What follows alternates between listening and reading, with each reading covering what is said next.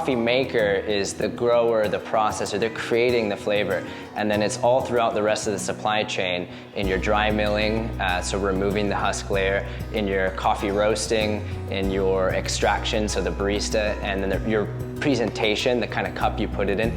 All of these things later are what's maintaining that quality. So the quality was built at the farm level with the producer and processor. They're achieving the highest potential that coffee can be.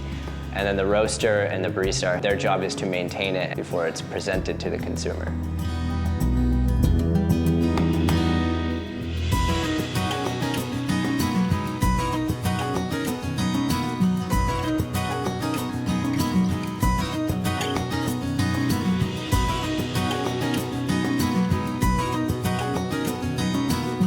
The idea of the Q program is this idea to create a common language. Coffee represents a very, very wide demographic of people, from farmers to roasters, baristas, all across different countries, different languages. So it's really important that we identify a common language for how we speak about coffee and understand it, so we can objectify the quality, and that way we can move together collectively as an industry towards what quality means and how to achieve that quality. So the idea is that we score coffees on a 100-point scale. 80 points and above is specialty. Below 80 points is going to be more commercial coffee. Creating this common language allows importers to speak with exporters, to speak with producers and processors about what the market is looking for. It also allows roasters to source the beans that they're going to have and sell to cafes, to speak on that same playing field, that same level with everybody throughout the supply chain.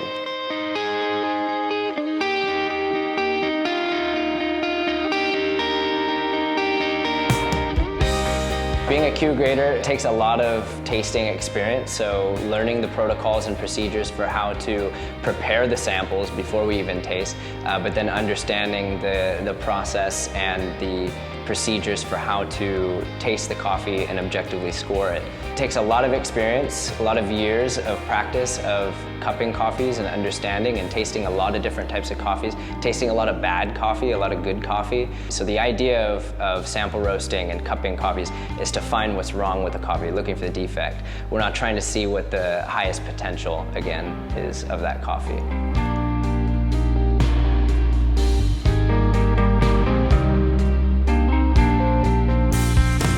Specialty coffee is a segment of the overall global coffee industry where we're talking about coffees that score 80 points and above. So commercial coffees are going to be traded more closely to the soft commodities price, which right now actually is around $1 per pound or under $1 per pound, which is really unfortunate because it's actually under the cost of production for most coffee farmers. So specialty coffee is an opportunity for producers to produce a higher quality product for a different market segment in which they can actually receive higher returns or higher income compensation for the work that they're doing and for the product that they're growing.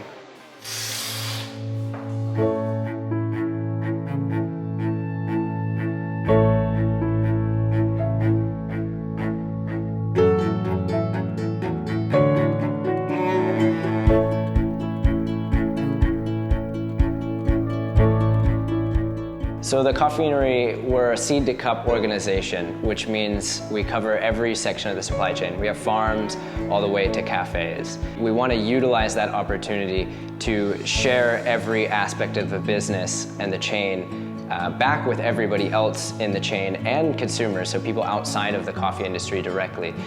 We have a unique opportunity to share education throughout every sector. So whether it's processing techniques, how to create quality and add value, whether it's roasting techniques, understanding how to create consistency, which later translates for consistency in the cup at the cafe. The unique opportunity that we have at the Coffeenery is that we're centrally located in one operation in which a farmer from the hills can actually come and learn about the cafe side. Where is my product going and where does it go throughout the industry?